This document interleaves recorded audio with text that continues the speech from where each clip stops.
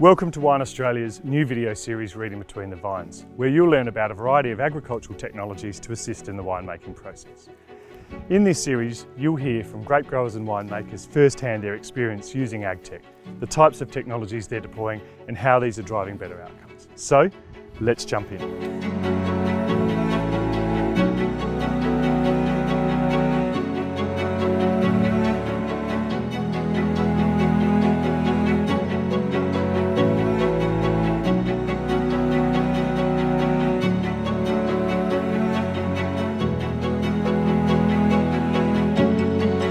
G'day and welcome. We're here today in the beautiful Pusey Vale vineyard and I'm here with Brooke Howell from Yalumba and Guy Davidson from Onside. Welcome guys, how are you? Good, how are you? Good, thanks Dave. Good to hear.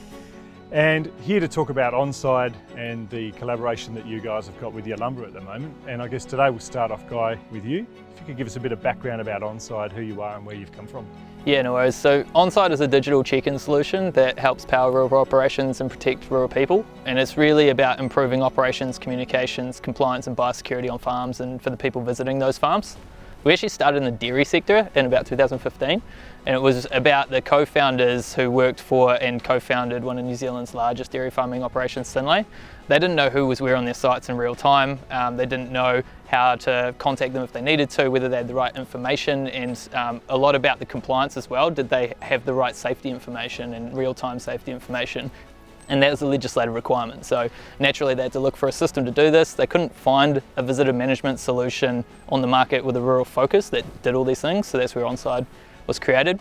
We've really seen growth in the last 2.5 years. We started in dairy, but what we've found is that orchards and vineyards have actually really taken off in New Zealand. So we work with most of Marlborough now. And so naturally, it was getting a bit small there. We decided we'd need to come offshore, and Australia made sense. And 50% of wine is grown in South Australia, so thought we'd move here. Now from your perspective, Brooke, firstly just a bit of an intro to you and Yalumba, I guess. So you've been here for how long? I've been here for 11 years. Pusey Vale was part of the Hillsmith family vineyards portfolio, but sits under the Yalumba umbrella, which is Australia's oldest family wine company since 1849. And here at Pusey Vale we've been planting vines since 1961. So yeah, it's a pretty special place to be, as you can see. So yeah, I manage, as the vineyard manager for Barossa and Eden Valley, I manage 8 sites, which is about 270 hectares. And yeah, so some of the challenges that Guy was talking about knowing who's on your properties on the 8 sites certainly was an issue for us that we wanted to address. Right, so that's something that's been a challenge for you in terms of managing workforce and staff, etc. for a while? Absolutely, and we've had not just staff but external people that come on site. So we've got some of our vineyard sites that aren't fenced for aesthetic reasons, which means that we can easily have visitors coming and going that we don't know about, or locking people in because we don't know that they're there, which was becoming quite a challenge, and we wanted something that visitors could come and do quite easily, so it wasn't onerous to come and do a check-in system. So it started from a biosecurity perspective, because one of the things that we identified in our audit for sustainable wine growing was that we didn't have a solid visitor check-in system, and the added bonus was that we could also know where our staff are, and again the risks and things that are part of the app became something that wasn't really necessary in our eyes but was an added bonus.